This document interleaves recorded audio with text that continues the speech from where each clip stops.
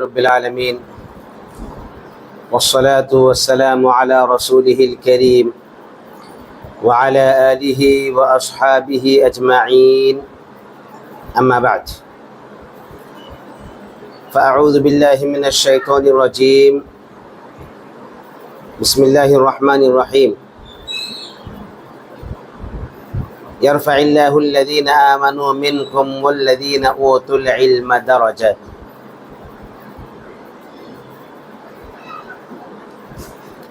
سب سے پہلے تو اللہ رب العالمین کی تعریف، توصیف، حمد و ثناء، کبریائی، بڑائی، تحمید، تقدیس، تسبیح، بعدہ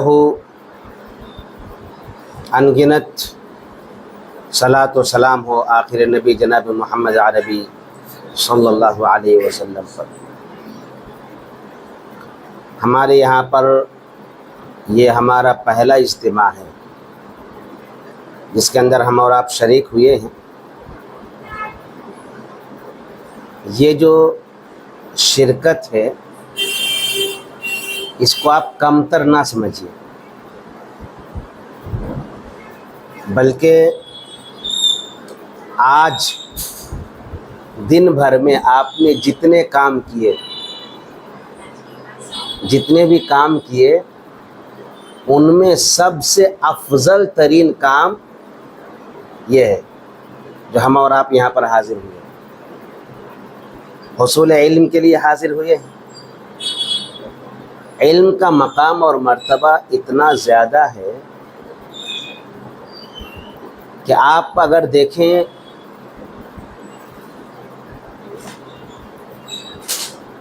تو انسان حقیقی معنوں میں علم کے ذریعے سے ہی پہچانا جاتا ہے۔ انسان اس لیے ہے کہ انسان کے پاس علم ہے جس کا منبع شعور ہے۔ شعور کی بنیاد پر انسان کو علم حاصل ہوتا ہے اور اسی بنیاد پر انسان کہلاتا ہے۔ ورنہ کیا ہے، جسم کا ایک ڈھانچہ ہی تو ہے، اس سے زیادہ کیا ہے؟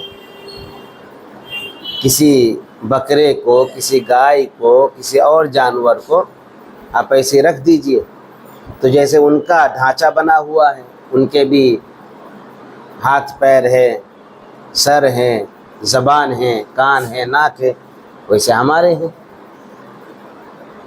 لیکن ان سے ہمیں جو چیز ممتاز کرتی ہے وہ یہی علم ہے، اور یہی وجہ ہے کہ جب پہلے انسان کا ذکر آتا ہے تو علم کا ذکر لازمی طور پر آتا ہے۔ پہلا انسان آدم علیہ السلام، اللہ رب العالمین نے پیدا کیا۔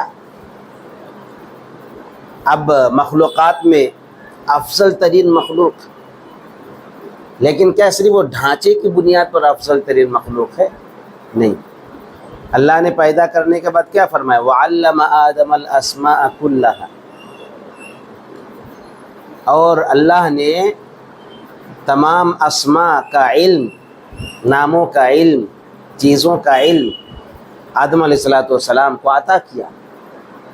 تو تخلیق آدم کے ساتھ علم کا ذکر کرنا یہ اس بات کی دلیل ہے کہ انسان حقیقت میں علم کی بنیاد پر ہی پہچانا جاتا ہے کہ یہ انسان ہے،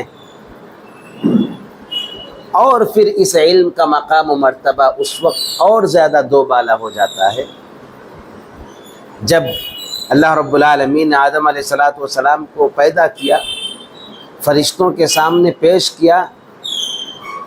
فرشتوں کے سامنے آدم علیہ السلام نے کیا کہا؟ انبئونی باسماء ہؤلاء ان کنتم صادقین، اگر تم سب سچے ہو تو بتاؤ ان چیزوں کے نام۔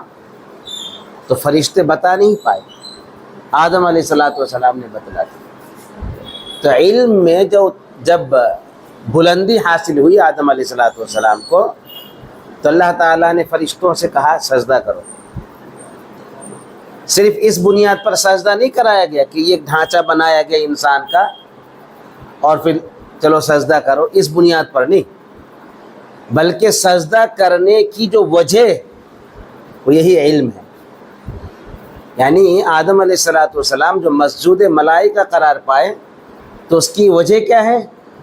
کیونکہ فرشتوں سے علم میں یہ آگے بڑھ گئے، ان علوم کے تعلق سے آدم علیہ السلام کو معلومات حاصل تھے جن علوم کے بارے میں فرشتوں تک کو پتہ نہیں۔ قالوا سبحانک لا علم لنا الا ما علمتنا، انہوں نے کہا کہ تیری ذات پاک ہے اللہ رب العالمین سے، ہمیں تو بس اتنا ہی علم ہے جتنا تو نے ہمیں عطا کیا ہے۔ تو اب دیکھیں کہ آدم علیہ السلام کو جو سجدہ کرایا گیا، سجدہ تعظیمی فرشتوں کے ذریعے سے علم کی بنیاد پر، گویا کہ ہم اگر تفوق حاصل کر سکتے ہیں، برتری حاصل کر سکتے ہیں، بلندی حاصل کر سکتے ہیں تو یہ علم کی بنیاد پر۔ اور جو میں نے آیت کریمہ پڑھی، اس آیت کریمہ کے اندر بھی اللہ رب العالمین نے یہی بات کہی۔ کیا کہا اللہ تعالیٰ نے؟ یرفع اللہ الذین آمنوا منکم والذین اوتوا العلم درجات، اللہ تعالیٰ ان لوگوں کے درجات کو بلند فرماتا ہے، ان لوگوں کو بلند کرتا ہے۔ یہ صرف آخرت کی بات نہیں ہے، دنیا میں بھی ان لوگوں کو بلند کرتا ہے جو ایمان والے ہیں، جو علم والے ہیں۔ اب دیکھیے کس طرح سے بلندی ہے۔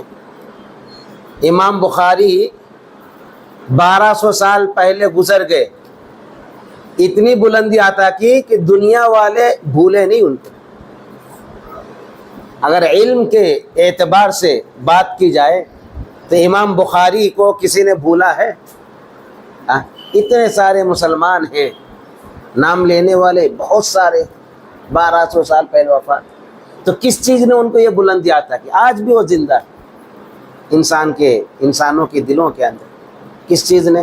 علم نے۔ اور اس کے علاوہ سارے علماء کو، سارے محدثین کو، سارے فقہاء کو لے لیں جو علم سے جڑے ہوئے تھے۔ تو حقیقی معنوں میں علم کے ذریعے سے اللہ رب العالمین بلندی عطا کرتا ہے۔ آپ کو ایسا لگے گا کہ آپ یہاں پر علم اگر حاصل کرنے کے لیے آ جائیں گے ہر ہفتہ تو پھر آپ کو یہ بلندی کیسے حاصل ہوگی؟ تو حقیقی معنوں میں بلندی جو اللہ رب العالمین کی نگاہ میں بلندی ہے وہ اصل بلندی ہے۔ دنیا والے ہو سکتا ہے کہ ایک انسان کم تر ہے، پھٹا ہوا کپڑا ہے، اس کا کام کاج صحیح ڈھنگ سے نہیں ہے، سماجی اعتبار سے دبا کچلا انسان ہے، اس کا کوئی خاص اسٹیٹس نہیں ہے، خاص امیج نہیں ہے، لوگ پوچھتے بھی نہیں ہے برابر سے۔ اس اللہ کے نبی صلی اللہ علیہ وسلم نے باقاعدہ جنت والوں کی پہچان بتلائی ہے۔ ایسے لوگ کہ لوگ ان کو نہیں پہچانیں گے، سفارش کی جائے گی ان کے بارے میں تو لوگ سفارش قبول نہیں کریں گے، لیکن اللہ کے یہاں پر ان کی قدر و منزلت بہت زیادہ ہوگی۔ تو اصل بلندی تو وہی ہے جو اللہ رب العالمین کے یہاں پر بلندی ہے۔ قرآن میں کیا کہا گیا؟ نبی صلی اللہ علیہ وسلم نے کیا فرمایا؟ خیرکم من تعلم القرآن وعلمہ، تم میں بہتر شخص وہ ہے جو علم سیکھے اور جو قرآن کا علم سیکھے اور سکھائے، وہ بہتر شخص ہے۔ اب ہم دیکھتے ہیں کہ بھائی قرآن کا علم سیکھنے والا اور سکھانے والا دنیا کے اندر، ہم اپنے معاشرتی طور پر اگر دیکھیں تو ہم نے کتنا بہتر بنا کر کے رکھا ہے۔ اگر سماجی اعتبار سے پکڑ ہے تو نیتاؤں کی پکڑ ہے، کیا علماء کی پکڑ ہے؟ اس طرح سے کہ کوئی بات کہی جائے تو لوگ سن لیں، ایک آرڈر دیا جائے تو اس پر عمل کیا جانے لگے، حکومتی سطح پر بات کہی جا رہی ہے۔ لیکن انسانوں کے بیچ میں اگر ان کے خیریت نہیں ہے، ان کے لیے خیر نہیں ہے، تو اللہ رب العالمین کے یہاں پر واقعی معنوں میں خیر ہے کہ اللہ تعالیٰ کے یہاں بہترین شخص وہ ہوتا ہے جو قرآن سیکھتا ہے اور سکھاتا ہے۔ تو اصل بلندی اللہ رب العالمین کے یہاں پر بلندی ہے۔ آپ یہاں پر آتے ہیں تو یہ جانیے کہ آپ کی برتری، آپ کی بلندی اللہ رب العالمین کے یہاں پر مسلم ہے، اس کو کوئی توڑ نہیں سکتا ہے۔ اور سب سے بڑی بلندی تو یہ ہے کہ انسان اپنی نگاہ میں بلند ہو جائے، اور اپنی نگاہ میں بلند ہونے کے لیے انسان کے پاس علم کا ہونا ضروری ہے۔ انسان یعنی کبھی کبھار کہتا ہے میں اپنی نظروں میں گر گیا، کچھ کام ایسا انسان کر لیتا ہے تو کیا کہتا ہے؟ اپنی نظروں میں اپنی ہی نظر میں گر گیا. ایسا کہتا ہے انسان. سب سے بڑی عدالت انسان کے خود کی ضمیر ہے. انسان خود اپنے آپ کو سب سے زیادہ پہچانتا ہے, کوئی اور نہیں پہچانیں گے. میں ظہیر الدین ہوں, لیکن میرے بارے میں مجھے سب سے زیادہ پتا ہے کہ میں کیا ہوں اور کیا نہیں ہوں. بہت تعلقات ہوں گے, بہت زیادہ لوگ جانتے ہوں گے, قریبی لوگ ہوں گے, لیکن پھر بھی ان کو وہ باتیں نہیں معلوم ہیں جو ہر ایک شخص کو اس کے نفس کے حوالے سے معلوم ہے. تو حقیقی معنوں میں بلندی یہ بھی ہے کہ انسان اپنی نگاہ میں بلند ہو جائے. اور یہ بات آپ لکھ لیجئے کہ جب آپ علم سے جڑ جاتے ہیں تو واقعی معنوں میں بلندی حاصل ہوتی ہے. تو اللہ رب العالمین نے کہا یرفع اللہ الذین آمنوا منکم والذین اوتوا العلم درجات. اللہ تعالیٰ ان لوگوں کے درجات کو بلند فرماتا ہے جو ایمان والے ہیں اور علم والے ہیں.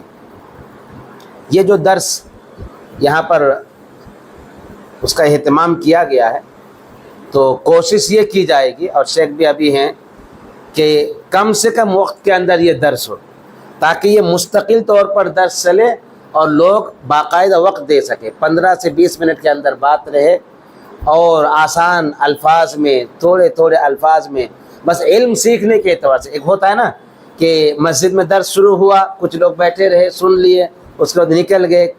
ایک دن کے بعد پوچھے بھائی کل کیا سنے, تو پتہ نہیں. ہمارا یہی طریقہ ہے نا, ان عام مسلمانوں کا 99.99% لوگوں کا یہ حال ہے نا. علم سیکھنے کا ہمارے یہاں پر جذبہ نہیں ہے, جبکہ سب سے زیادہ اہتمام ہمیں علم کے تعلق سے کرنا چاہیے. ہم کام کاج کرتے رہیں, اس میں کوئی ممانعت نہیں ہے. ہم بچوں کی دیکھ بھال کرتے, ان کے اسکول کے لیے, کالج کے لیے دوڑ بھاگ کرتے رہیں. بیوی کے بہت سارے اخراجات ہم اٹھاتے رہیں, ماں باپ کی خدمت کرتے رہیں, لیکن ان تمام کاموں میں ایک کام اپنے شیڈول کے اندر, اپنی زندگی کے اندر ہمیں ایڈ کرنا ہوگا, اور وہ ہے علم. ہمارے یہاں پر گڑبڑی کی وجہ, ہم کہتے ہیں نا بھائی مسلمان پستی میں جا رہے ہیں, تو ایسا تو مسلمان اپنے علاوہ سارے مسلمان, لوگ کیا سوچیں گے میرے علاوہ سب مسلمان پستی میں, اپنے آپ کو شمار نہیں کریں گے. تو آپ اپنے, یعنی ہم اپنے سے شروع کریں کہ کیا واقعی معنوں میں میں بھی پستی میں ہوں. تو ہاں پستی میں ہے ہم میں سے ہر شخص. تو پستی میں ہونے کی وجہ کیا ہے؟ علم کا نہ ہونا ہے. صحابہ کرام بلندی پر تھے, وجہ یہ تھی کہ وہ علم سے جڑے ہوئے تھے. آپ علم سے جڑے ہوئے کس قدر تھے آپ ذرا سوچئے کہ عمر رضی اللہ تعالیٰ عنہ اور ایک انصاری صحابی کے درمیان معاہدہ ہوتا ہے کہ ایک دن میں کام کے لیے جاؤں گا, اور اس دن تم اللہ کے نبی صلی اللہ علیہ وسلم کے دربار میں دن بھر رہنا, اور جو کچھ علم سیکھنا رات کو آ کر کے, چونکہ گھر پڑوسی تھے تو رات کو آ کر کے مجھے بتا دینا, اور دوسرے دن تم جانا کام پہ, اور میں اللہ کے رسول صلی اللہ علیہ وسلم کے دربار میں جو کچھ سیکھوں گا رات میں جا کر کے تمہیں بتلا دوں گا. اب بتلائیے کہ صحابہ کرام کی سوچ, ان کی بلندی دیکھیے, سوچ کی بلندی, کہ علم کے لیے انہوں نے وقت کس طرح سے نکالا, کام کو اپنی جگہ پر کرنے دیا, لیکن علم سے وہ سبکدوش نہیں ہوئے, علم سے انہوں نے جی نہیں چرایا, کیونکہ وہ جانتے تھے کہ علم سے اگر ہم نے اپنے آپ کو الگ کر دیا تو پھر ہمارے لیے تنزلی ہے, ہمارے لیے جو بلندی والی بات کہی گئی ہے وہ بلندی ختم ہو جائے گی, اور ختم ہو گئی. آج مسلمانوں کے یہاں پر اکثریت بے عملی پائی جاتی ہے, بے اعتقادی پائی جاتی ہے, اعتقاد عقیدے کے اندر فساد پایا جاتا ہے, عمل کے اندر فساد پایا جاتا ہے, شرک اور بدعت کے اندر لوگ مبتلا. اس کی وجہ کیا ہے؟ علم سے لوگ ہٹ گئے. تو ہم تھوڑا تھوڑا کر کے ہم اپنی زندگی کے اندر علم کے باب کو, علم کے اس دروازے کو شامل کریں, اور باقاعدہ اہتمام کریں کہ دن بھر میں, ٹھیک ہے ہو سکتا ہے کہ روزانہ نہیں صحیح تو ہفتے میں ایک دن ہی صحیح, ہم اہتمام کے ساتھ اگر یہ اہتمام کرنے لگے تو واقعی معنوں میں تھوڑا تھوڑا کر کے ہم بہت کچھ سیکھ لیں گے. ویسے اگر ایک چیز کی طرف میں اشارہ کروں گا, اس سے پہلے بھی درس کے اندر شیخ کی دکان میں یہ بیان کیا تھا میں, کہ ہمارے یہاں پر جیسے دروس وغیرہ جتنے بھی ہوتے ہیں, اگر یہ دروس نہ ہو, کوئی بھی درس نہ ہو, صرف علم سیکھنے کا ذریعہ خطبہ جمعہ کو بنا لیا جائے, زیادہ کچھ نہیں. خطبہ جمعہ کو علم سیکھنے کا ذریعہ, یعنی عالم بھی یہ سوچے کہ اس کے ذریعے سے پوری شریعت کا علم لوگوں تک کیسے منتقل کرنا ہے, اور عوام بھی یہ سوچے کہ اس کے ذریعے سے ہمیں کس طرح سے ہفتے میں ایک دن آدھا گھنٹہ کا خطبہ سن کر کے وہ پورا علم حاصل کرنا, دین کا علم. تو اگر چاہ لے لوگ کہ اس کے علاوہ کسی درس کے اندر شریک نہیں ہونا ہے، تو خطبہ جمعہ سب سے بہترین ذریعہ ہے علم سیکھنے کا. اس سے بہتر ذریعہ ہو ہی نہیں سکتا، کیونکہ ہمیں علم سیکھنا واجب اور ضروری ہے نا. تو اس لیے اللہ تعالیٰ نے اہتمام بھی اور حکم بھی دے دیا ہے کہ جمعہ کے دن باقاعدہ ہفتے میں ایک روز تم لازمی طور پر اللہ رب العالمین کی کتاب اور نبی صلی اللہ علیہ وسلم کی احادیث کی باتیں سنو. اب دیکھیے کہ سال میں کتنے ہفتے ہوتے ہیں؟ 52. 52 جمعہ ہوتے ہیں. 52 جمعہ میں 52 موضوعات پر اگر بات ہو، اسلام، ایمان، توحید، شرک، بدعات، سنت اور دیگر بہت سارے ایسے موضوع ہے. ہر سال اگر 52 موضوعات پر گفتگو ہو اور لوگ یہ سوچے کہ جو میں سنوں گا اس کو اگلے ہفتے تک پورا یاد رہے گا، مجھے یاد رکھنا چاہیے، اگلے ہفتے تک پورا یاد رہنا چاہیے. یعنی اس جمعہ کو امام صاحب نے خطبے میں کیا کہا، یہ بات ہمیں معلوم ہونی چاہیے. اگر یہ اہتمام ہونے لگے خطبہ جمعہ کے ذریعے سے، تو پھر دیکھیے گا کہ الگ سے درس کی ضرورت نہیں ہے، حقیقی معنی میں درس کی ضرورت نہیں. لیکن یہ اہتمام ایک عالم کو، ایک امام کو بھی کرنا چاہیے اور عوام کے اندر بھی یہ بیداری لانی چاہیے. تو خطبہ جمعہ کو بھی ہم علم سیکھنے کا ذریعہ بنائیں. اور یہاں پر اگر اہتمام ہو رہا ہے کہ ٹھیک ہے 10 سے 15 منٹ کا وقت یہاں پر لیا جائے گا، اور اس کے بعد پھر علم سیکھ کر کے ہم اپنی زندگی کو بدلنے کی اپنے اپنے طور پر کوشش کریں گے.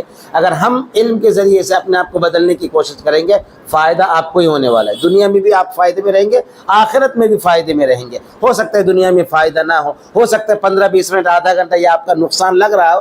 دنیا بھی اعتبار سے ہو سکتا ہے نقصان ہو کہ آپ دکان بند کر کے آ رہے ہو تو 2 کسٹمر شاید کہ آپ کا چلا جائے، 1000 روپیہ شاید منافع ہونے والے کو نہ ہو سکتا ہے نہ ہو. لیکن اس کا اجر قیامت کے روز کس قدر عظیم اجر ملنے والا ہے، آپ کو ذرا سوچیے کہ دنیا کے اندر علم سیکھنے والوں کی عظمت اللہ رب العالمین نے یہ بیان کی کہ جب آپ یہاں پر چل کر کے آئے، فرشتوں نے آپ کے پیر کے نیچے اپنے پر بچھا دیے. ذرا سوچیے کس قدر اہمیت ہے علم کی.